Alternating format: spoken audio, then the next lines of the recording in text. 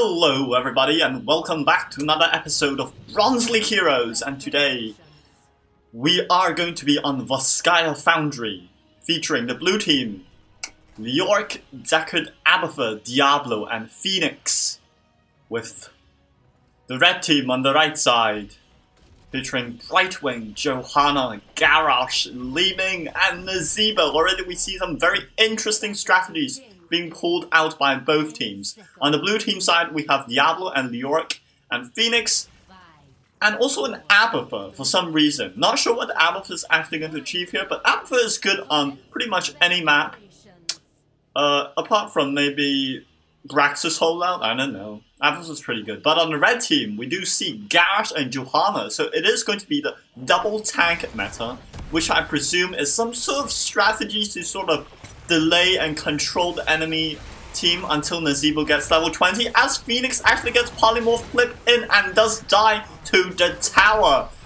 Will the blue team try to retaliate? Yes, they are looking to try to contest the mid lane, but for absolutely no reason, as Phoenix already overextended there. Will Leoric get taken down? No, the zombie wall barely misses Leoric, as Deckard is looking to heal up both of his warriors, but Abathur unfortunately cannot provide any sort of substantial support this early into the game. Johanna does get flipped by Diablo, and Garrosh is trapped by his own Nazeebo's zombie wall.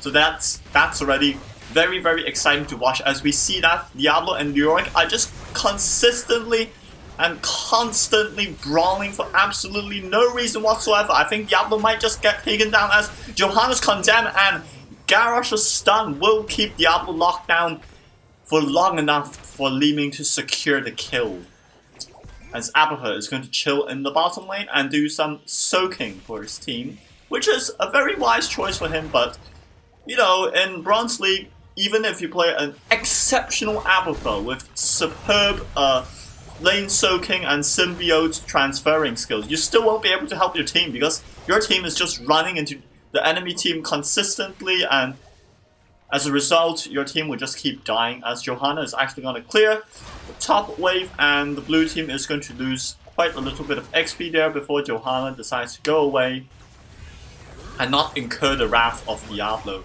But Phoenix, once again, he is suffering from PTSD flashbacks, as the exact same thing happened to Phoenix only a minute ago, where he got flipped into the towers by Diablo and Brightwing, followed up with a polymorph, which sadly did end Phoenix's life.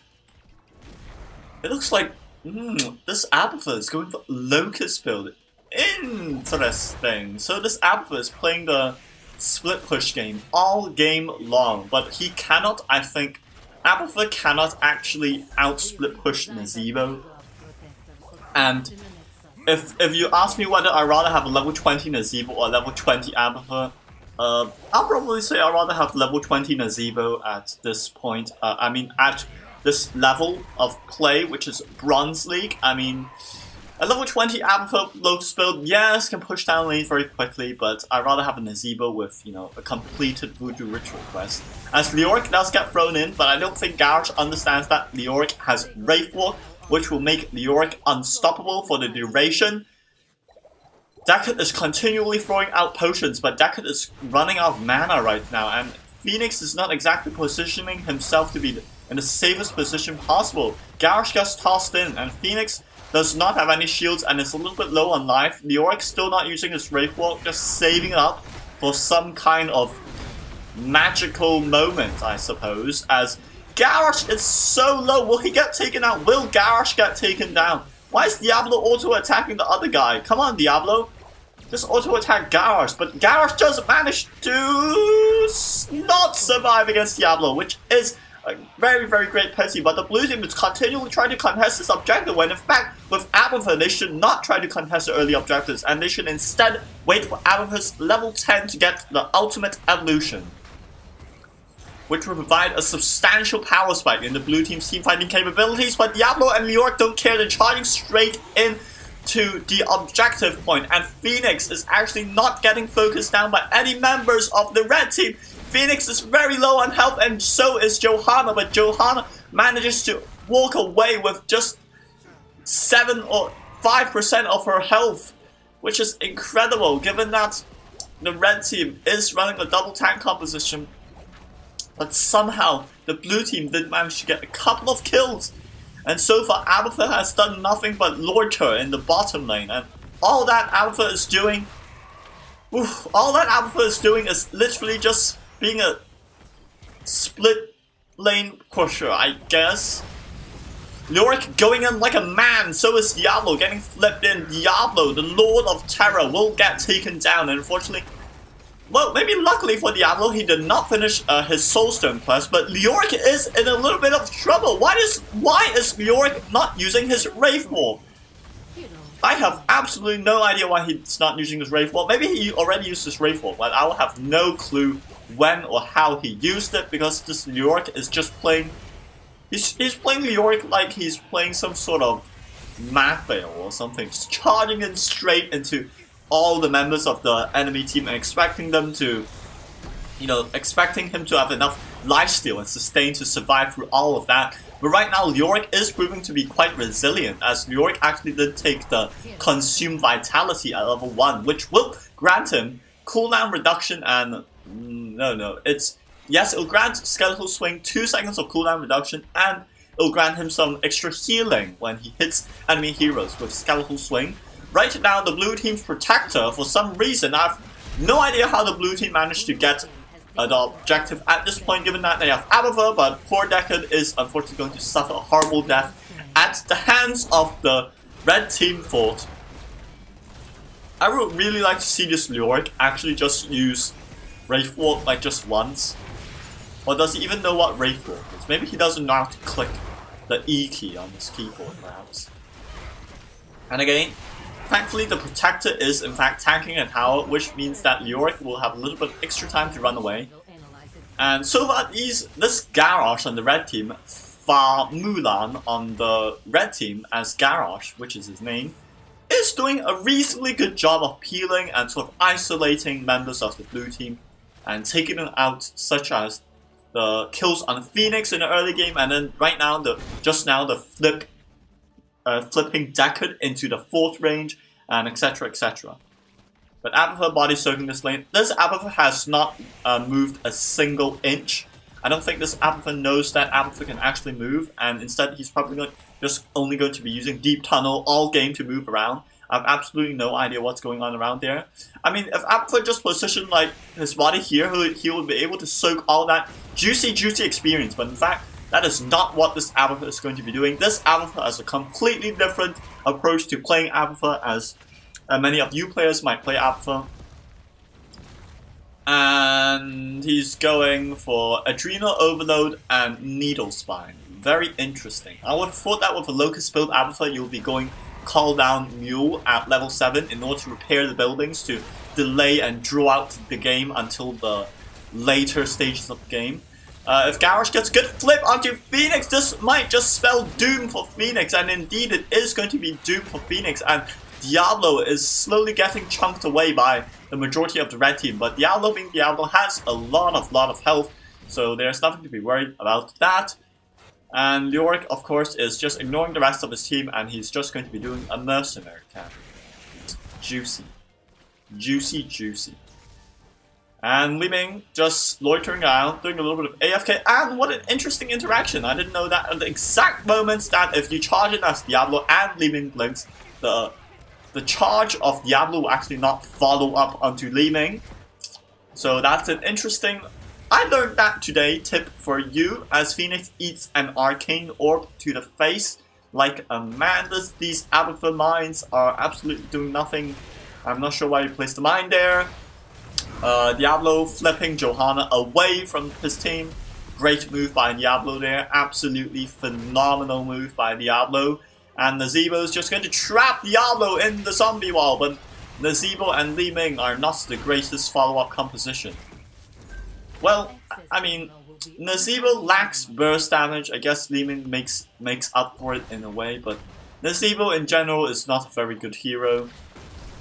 Well, maybe Nazebo is probably much better in Bronze League. I wouldn't know. I don't really play in Bronze League all that often.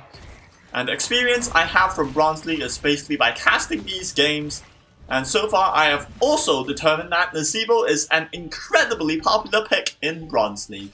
So you can't blame people for picking Nazebo, you know. Well, if one person picks Nazebo, another person might think Nazebo is a great hero, and thus the train of thought and the thing continues as Diablo's Lightning Breath. He turns around to Lightning Breath onto Nazebo when in fact he shouldn't really have moved this Lightning Breath. So Leoric is going in like a man skeletal swing. That healing is slightly not enough for Leoric as Deckard actually misses that potion, and somehow Phoenix was trying to finish off Diablo, but Brightwing with those soothing miss pulses is going to be able to keep Garrosh alive as Diablo is back in. He wall stuns Nazebo, flips Nazebo over. Will Nazebo get taken down? I think not. Nazebo is just too resilient, and with that spell armor and incremental healing from Brightwing, it is just enough as Johanna wastes her falling sword onto absolutely nothing. Garrosh did go for Warlord's Challenge, however, which is a 2-second taunt, which I would have thought maybe Bronze League Garrosh is like going Decimate instead. I am not sure about that. Garrosh does get taken down as he was a little bit too far forward, and Leoric is going to take down the turret. Deckard so far is missing quite a lot of potions. He's just throwing potions around, trying so desperately to keep Diablo and Leoric alive. Mainly, the question is the sustain battle, as Abathur didn't take Ultimate Evolution. Abathur took Evolve Monstrosity. Oh, what a monstrosity. What an absolute garbage heroic, I must say. But you never know, Monstrosity might be good in Bronze League, where people don't rotate and don't actually go in soak lanes, and instead they just brawl all day at the objective point, which is exactly what they're doing here. And Diablo's Lightning Breath might just kill Li Ming. Yes, the Lightning Breath, and Leoric actually do manage to finish off Li Ming as Brightwing's heroic does push away Diablo, but I think that is too late for Diablo. Phoenix coming in with his Dragoon suit and shooting down Brightwing. Diablo is very, very, very low on health, and somehow Deckard Cain's potions all miss Diablo. This Deckard Cain still with half a mana bar, but somehow the blue team, with only 4 members who are present in a team fight, somehow managed to get a triple kill for some weird reason. I guess they are 2 levels ahead technically, and this monstrosity is going to be getting a lot of value just by simply by rotating between the lanes. But the problem is, if Abathur's symbiote is constantly on the evolve, the monstrosity thing, then he can't really help his teammates in the top lane. Well, at least the blue team have gotten the Triglav Protector, which is, by the way, the second objective in this game. So if the blue team continues to keep this up, then it will be very, very nice for the blue team in order to slowly create advantages on the map, get a level lead with Alpha, so on and so forth, and somehow they might be able to win a 4v5 in the late game, but I am very, very pessimistic about that. But so far, the performance of the red team has not really gotten me saying bravo or anything, since they really aren't very good at all. And Li Ming going for Arcane Orb build, we can already see this Li Ming is not exactly an expert at Li Ming, getting Arcane Orb build against Diablo and Leoric, which are both melee warriors who charge straight into your face. So how are you going to get that increased Arcane Orb damage if you have Diablo charging into your face, you know? I have absolutely no idea what this Li Ming's thinking about. And Garrosh is going to do a little bit of lane clearing. For one moment there, I thought Garrosh had the wave clear talent, level 4, which would be quite horrifying to see that. But nevertheless, we do see the blue team is creating small advantages on the map here and there. They do have level 16 over the red team's level 14, so nope. Monstrosity is gonna run away from the rest of the red team, and somehow this Monstrosity is just getting immense value. We look at the Monstrosity has 5,600 health. I'm not sure how much health Diablo has. Diablo has 7,000 health.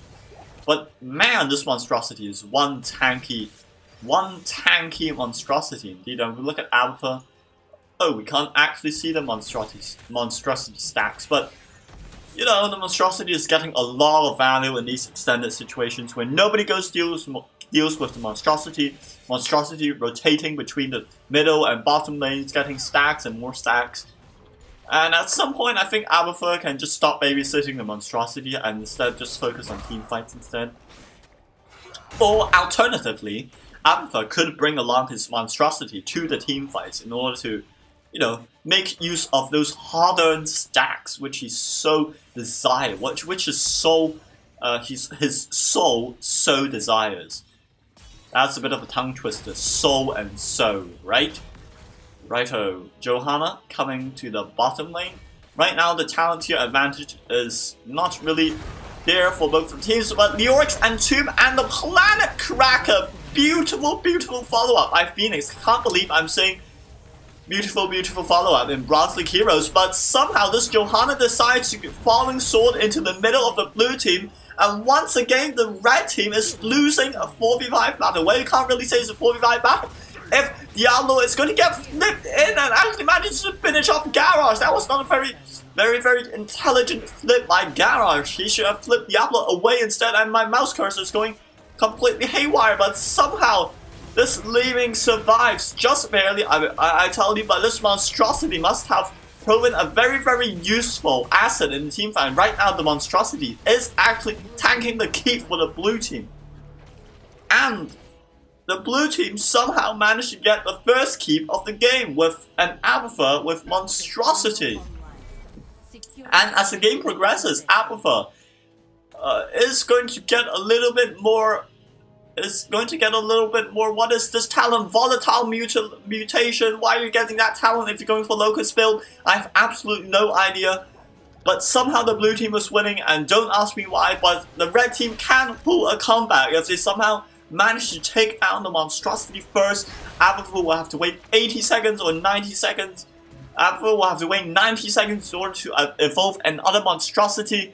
And within this short time period, the red team should look to create some kind of advantage, either by team fighting here on this third objective or something. You cannot just stand around and just let the red team get let the blue team get level 20, as level 20 is very close, and Diablo is going to charge it. Diablo is far too forward, and I think that this might in fact just that Planet Cracker is somehow does not manage to kill anybody, but Diablo is going to respawn in 5 seconds, and Diablo with no souls, but he's still on the battlefield. He is still presenting a very real terror, and that beautiful laser beam by the Trigger Protector manages to finish off Leeming, and York finishes off Garage as well.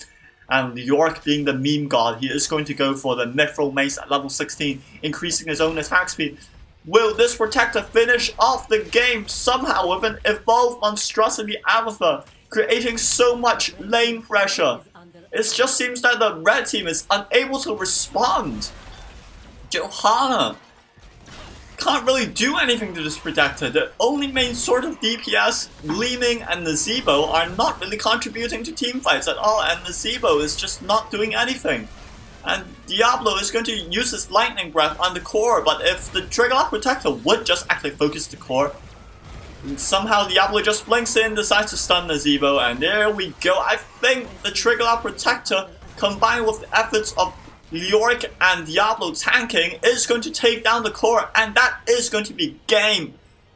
Level 21 versus level 17. An incredible experience advantage, somehow mediated by the fact that Abathur went Evolve Monstrosity. I am not done with this game yet. Let's have a look at the statistics.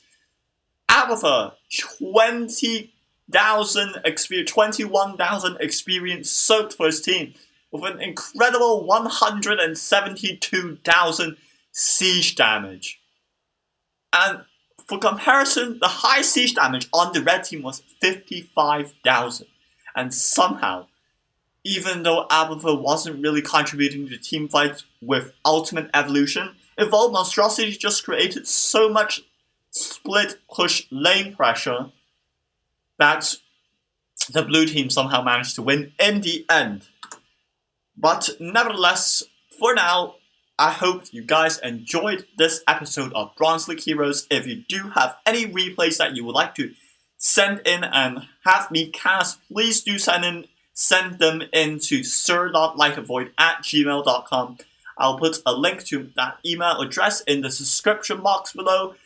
And as always, I hope you guys have a wonderful evening or wonderful day wherever you are, and I'll see you guys next time. Bye bye!